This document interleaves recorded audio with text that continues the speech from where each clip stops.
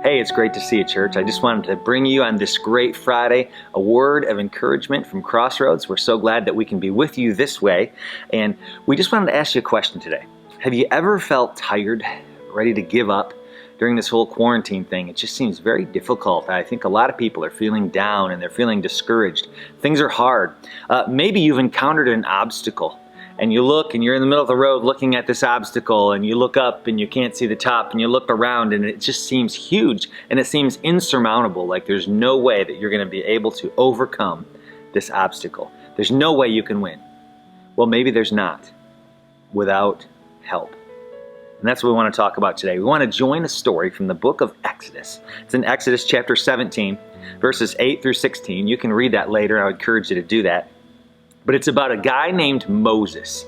Now, Moses was an incredible guy. He had led the people out of slavery in Egypt.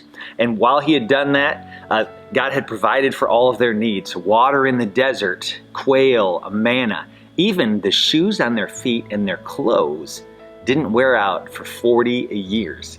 Wouldn't that be great if your favorite shirt, guys, would last for 40 years? You could wear that thing all the time. That's what happened to the children of Israel. So here they are in the middle of nowhere in the Sinai Peninsula, in the desert, and as they're just moving along, minding their own business, the Amalekites decide to come and attack them. So this was going to be the first real military test that they had faced. And so here they are, deciding to what they should do. So Moses sends Joshua. Now you remember Joshua? Joshua fit the battle of Jericho and the walls came tumbling down. That's the same Joshua. He sends Joshua to down to the battle. And he takes Aaron, his brother, and his good friend Hur, and he takes them up to a hill so they can oversee the battle. The battle begins, and here's what Moses does. Moses lifts up his rod. He lifts it up above his head so all the people down in the battle can see it. And when they see that, they are greatly encouraged. And the Israelites begin to win the battle. And as time goes on, Moses gets tired and that thing starts to fall. And when it goes down, they start to lose the battle. They start to get discouraged and they lose the battle. Encouragement. Encouragement is an amazing thing. Encouragement can remind you of past victories, and that's exactly what Moses was doing with his staff. They had seen Moses when he put the staff in the Nile and he turned it to blood. They had seen Moses raise his staff once before. He raised it and the waters of the Red Sea were parted, and they walked across on dry land and were saved from the Egyptians. So they had a lot to be encouraged by when they saw Moses raise this up. And I want us to think that in ourselves. We need to be those type of encouragers too. We need to be on the lookout right now for people who need encouragement. And when you see that someone needs encouragement, give them a call, give them a text, give an email. Do something to help encourage that person and reach out to them during these difficult times. Whether you're Joshua and you're looking up and you need encouragement, or you're Moses and you're the giver of encouragement, both are important. So his friends helped him out. Here's what happened. As he began to get tired and the rod began to fall, Moses' friends encouraged him and they helped him out. First, Aaron and Hur ran over. They got a big rock and they pull it over to Moses, and he sat down on the rock and he was able to sit, and that helped. That wasn't enough. Then one of them got on each side of Moses and they helped hold his hand up. So he raised the staff up and they helped to hold Moses' arms up. The entire battle. Matter of fact, it says till sunset, they held his arms up. And you know, that's exactly what we need to do. That's exactly the kind of people we need to be. There are some people that need encouragement, and we want to shout them a quick word and say encouragement and think our job's done. But you know what? God calls us to stick with it until the end. Don't give up on your good deeds that you're doing. Continue to be an encourager all the time.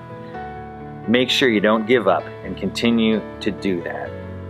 Be like Moses, who from afar gave that encouragement, that thumbs up, that simple, that great encouragement. Or you can be like Aaron and Hur, who got a chair and supported someone. They literally held his arms up. Some people need more encouragement, and we need to do that as well. Or some of us maybe today are like Joshua. We need to look around and find someone who can encourage us. And I'm telling you, if you are down in the dumps, or if you're feeling discouraged by all of this, or maybe your job situation, give someone a call. Let them be your encourager. Encourage yourself with these words today. And I'll tell you one thing for sure. If you are feeling alone during this time, we know one thing, and that is that God is always with us. When you're struggling and it seems all else has failed, everyone has deserted you, I want you to know that God is there. He's just like the Hebrew children of Israel.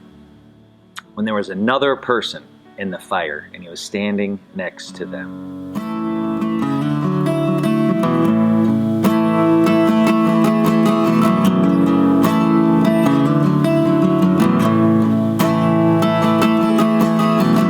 There's a grace when the heart is on fire.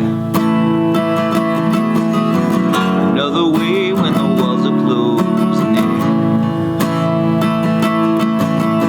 And when I look at the space between where I used to be and this reckoning, I know I will never be alone. There was another in the fire, standing next to me. There was another in the waters, and he's holding back the seas. Should I ever need reminding of how I've been set free? There is a cross that bears the burden. Another died for me. There is another in the fire.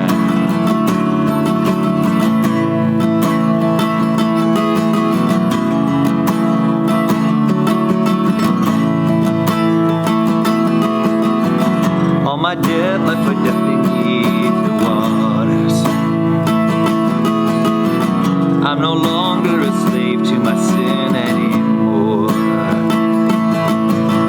And should I fall in the space between what remains of me and this reckoning, either way I won't bow to the things of this world.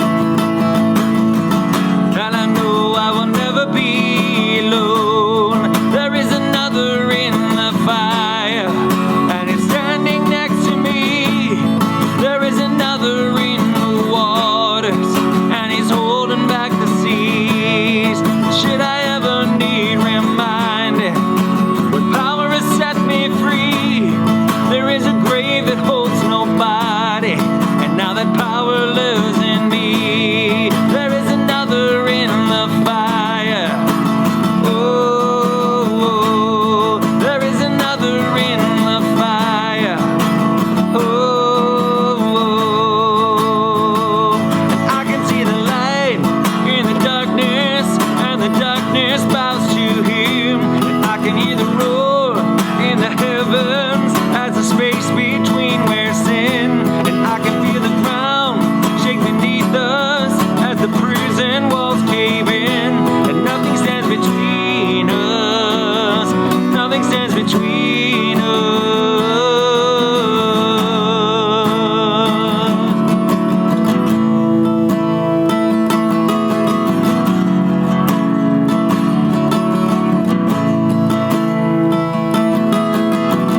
There is no other name but the name that is Jesus.